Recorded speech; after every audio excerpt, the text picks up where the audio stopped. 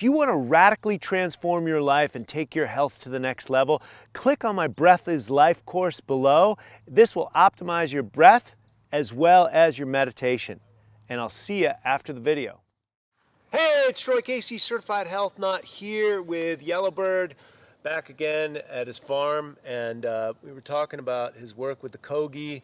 We're talking about the earth, and the earth is going through changes, and I'm living in the vortex in Sedona, and it's churning up all my relationship stuff with my wife and many other people that I know. And so what are the messages that you've received over the last decade or so?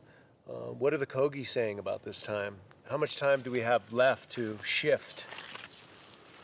Yes. Good morning to each and every one of you. Where I'm sitting now is at a city. This was a city planted by a Kogi mamo here. It's all around the base of the tree. And so basically what this represents is a place of original thought. This represents a place of the systems and governing bodies of this origin. So I know we have our external cities and our governments and our presidents and all of our elections, but really from my understanding after all the years of training and continuance throughout my life is that the systems of nature, the systems of the material and spiritual worlds have to be recognized and internally in our connectivity. So that also has to do with the governing bodies. So we have our governing bodies, you know, in different offices, but this is like an office. So this is where I would come and attune myself to the tree of life and attune myself to nature.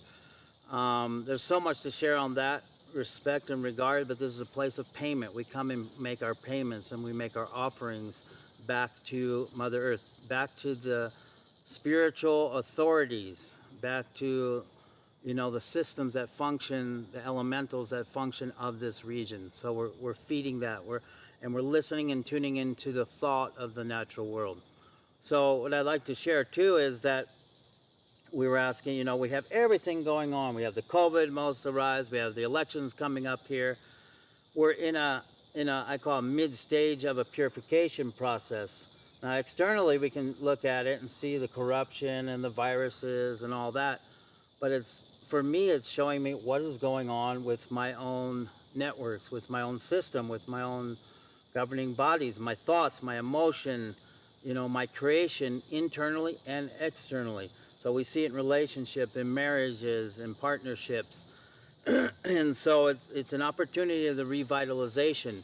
Now, some of the wisdom keepers high up in the mountains that I've been working with talk about that this is our time right now to be able to internalize realizations of the now being human into what our birthrights, what I call the pre-essence, what each and every one of you that are watching, each and one of us have been given by the divine source or the essence of divinity or God, consciousness, or the light or creation, to organize ourselves to have a foundation and a plan. So by the time of next spring, summer, and fall, that we in our own systems and our own family networks get very clear and precise on our responsibilities and duties as men, as women, as fathers, as mothers, as the network, as team players of what that is. Team players, that's important. Yeah, what it is that we're here to do and present that. There's going to be an opportunity that we're going to be able to present this on a material form and a spiritual form to our global, what we're calling global community. So in unity and harmony, but that's about responsibility of us individually, what we have in place, what we've been given. Some say it's astrologically, your birth charts and things of that. Not following someone else's design, but getting in redesign into your place of origin and your birthright. So there's so much to share on that, but I want to go back too of what I've learned all the way from my place of origin into the birth and, you know, since I've been born into the world through my mother. and the recognition. Well, that process, in that process, I had a spiritual formality and the guardianship of my mother, and through that birth, but also I was signed over with social security cards and created a bond and all these Birth certificate. Yes, birth or life. We can look at it as life. I like to say the life, certificate also. So what I've been doing is understanding what is it that I can do to reclaim my birthright here. First, I've got the spiritual. I can do that. I can follow any tradition, culture, meditation, good health, and well-being. But also what I want to do is work on my life and birth certificate on the material world, material plane. So I'm working in the process of reclaiming that and notifying the spiritual and material authorities without borders, without line, without conflict, without pointing, without us, them, in an absorption of understanding that's a made-up concept that even I, or many of us have said, they're doing this, he's doing that. Why do I have to do this? I've got to feel this, going on and on and on. The IRS, the Social Security, the bonds and everything, but just reinstating, re-looking, re-taking care of that. But in that process, I have to take responsibility for my life certificate in the material. I can work on my spiritual. I've come in here with the spiritual. Now my formality in this material world is to begin to understand from the very beginning of all the papers, all the signatures, all the agreements, and to be able to re-notify myself and the authorities. So that's authorities. The authorities. Becoming the author of your own life, the own authority of your own life, reclaiming your power, reclaiming your divinity. Correct. Yeah, so like Troy's saying is that we've got to do that through your health, through your well-being, through your connectivity to nature. But at the same time, that's going to represent in the material world to the authorities that are in the buildings and the structures that are creating, the papers and the documents and the numbers. And it's the aggression, the only aggression that should take place is inside, to transmute and utilize this negativity or emotional feedback from our external reflection of what we're seeing they are doing, he's doing, she's doing, I don't likes. Take that inside and use that as compost to feed the earth. And so the authorities will recognize, the spiritual authorities, the authorities of the land and the governing bodies that you live on will recognize that, and you will have a voice in the spiritual and material communities. And so in that can bring unity. And it's a practice. You can do this practice in whatever tradition I believe you come from, but it's a deepening practice. And in that notification and transparency, but I have to be transparent with myself and all my beloveds and loved ones around me to be able to truly come out and show myself and be that self for that to take place. And then we'll really be able to listen to one another.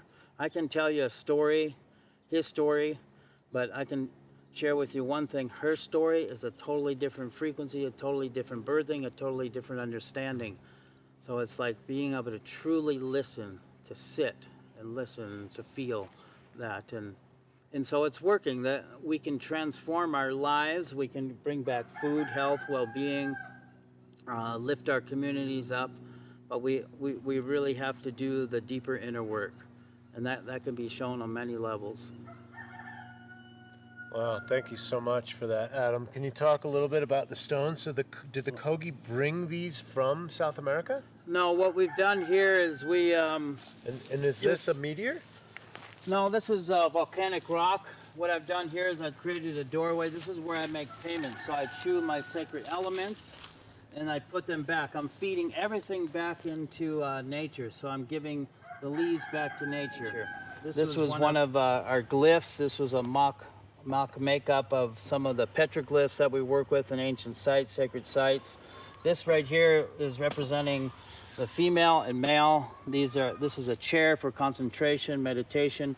Then you have different grinding stones here for us to be able to reconnect to nature and to be able to take our cornmeals and our offerings to feed nature, to feed the prayers, to feed the elements. So this is a place we can give back. There's sacred pieces within here to help harmonize and balance the earth, air, fire, and water, the elementals and the spirituals. So again, we're working with male, female energies. You'll see a few seats over here. And people bring things. They bring the sacred elements to put back into this. And so what we're doing actually, when I mentioned earlier, is when they planted a city or when they plant a river or they birth something, they birth it from the spiritual mothers and fathers. So I believe a lot of us have a disconnect from our material mothers and fathers, and we're longing that spiritual connection to the spiritual mothers and fathers. So this is creating that intent to feed a city of origin, that from here the thoughts and the creations can go out to the elements. Over the hill here we have ancestral sites, Montezuma's castle, trade routes, and ancestral trade routes. As I'm working this and cleaning and clearing through this site, this would be considered a sacred site. Some call it vortexes, or you know, dowsers would watch the energy fields of the site here, but it's what's building that is the consciousness and the feeding of this region here, and those individuals that are truly connected to this. And so that's what we're looking at here. Different elements are brought, different crystals and things that are put here for cleaning and clearing, and special objects will be brought back to the place of origin. So this place is also like a recuperation place. So not everything will stay here. It will return back to the place of origin. We'll clean it up, much like if you were to get a healing or a cleansing. This is what we're doing with the people as they come here to sit here and to meditate and pray. Also with the pieces so that they can return to the sacred temples and the lands. What we're doing is rebuilding throughout the Americas along the ancient trade routes, is we're rebuilding the universities, the schools for our future generations. So they're actually the old pyramids, the old temples, the old sacred sites. Harmonizing with it, it's not about no more lines. Standing Rock was one of the greatest lessons for me at all, you know, is that I choose not to participate in any more lines, us, them. We're all in this together. And I'd say our shadow selves are the things, or the people we don't like, that are managing or governing our bodies, the governing bodies of our regions and systems. I encourage each and every one of you to really fine-tune, use your golden thread to tune to your systems and your own internal governing bodies. And the collaboration of your external governing bodies and systems will work together with you when you have that wholesome connection. I found that in my own life, that it's working and it's moving, and we're working together. Government and people united. Mm-hmm. Government is supposed to be to serve us, and we've just gotten a little far off base from that. And we've given up our power. This is about reclamation of power and claiming it and having the knowledge base through the heart and connecting with other teachers like Adam, earth-based schools that you can remind you of your own purpose, divinity, and gifts that you have. And so grateful for this. Adam, we'll have you on the show a lot more coming up because we're neighbors now. And, Yes. Awesome. I love you, Adam. Yes, You're the love you best. too, Troy. So God bless you guys, and we'll see you soon.